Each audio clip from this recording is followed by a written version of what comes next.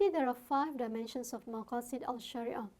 The first is to develop, safeguard, and strengthen one's belief. The second is to develop, safeguard, and strengthen one's dignity. Third, to develop, safeguard, and strengthen one's intellect. The fourth is to develop and safeguard and also strengthen posterity. Finally, is to develop, safeguard, and strengthen wealth. And all of these dimensions comprises of 3 levels, namely essential, complementary, and embellishments. Now, in terms of safeguarding self, Chopra highlighted that as human beings, we are the vicegerents of Allah subhanahu wa ta'ala. Therefore, we are the architects of our development or the decline as mentioned in the Quran. Allah subhanahu wa ta'ala does not change the condition of a people until they themselves change their own inner self. Hence, Chopra stated that Sharia serves the purpose of helping human beings reform themselves as well as the institutions that affect them.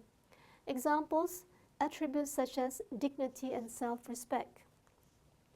Now, in terms of safeguarding intellect, according to Imam Al-Ghazali, intellect is the fountainhead, starting point, and the foundation of knowledge. Knowledge proceeds from it just like fruit from the tree, light from the sun, and vision from the eye.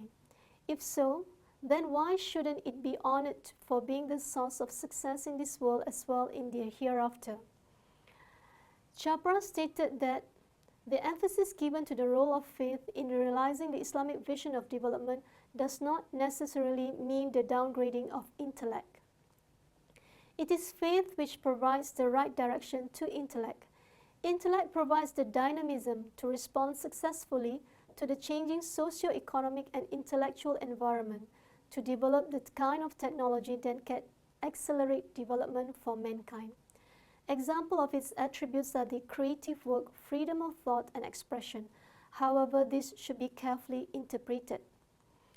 Now, remember earlier on we had discussed that in order to achieve Maqasid Al-Shariah, there is a need to open the means to maslaha, block the means to mafsada. Now, we will discuss examples pertaining to the dimensions of safeguard intellect and posterity.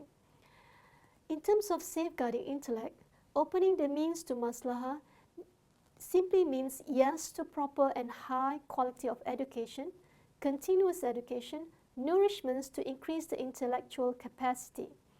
Now, blocking the means to mafsada is simply no to pornography, alcohol, drugs, excessive indulge in video games, whatever things or action that contaminates the intellectual capacity.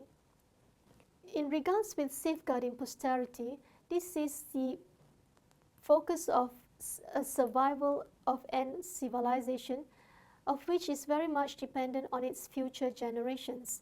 Hence, the crucial need is to inculcate noble qualities of character. The first school is the family. Hence, the integrity of a family is indispensable, followed by proper education, their nourishment and security. This is to build a generation of physically and mentally health and which is capable in playing their roles effectively in this society. Safeguarding posterity in terms of opening the means to maslaha is a yes to providing the proper environment for our children in terms of high quality of education, nourishment, and security. Blocking the means to mafsada is a no to creating fear, conflict, and insecurity through the adoption of a policy of tolerance and coexistence by the existing generation. It is also a no to high and excessive consumption, that is, spending pattern for this current generation, for that will force the future generation debt servicing burden. Now, a summary has been provided for you in terms of a concept map.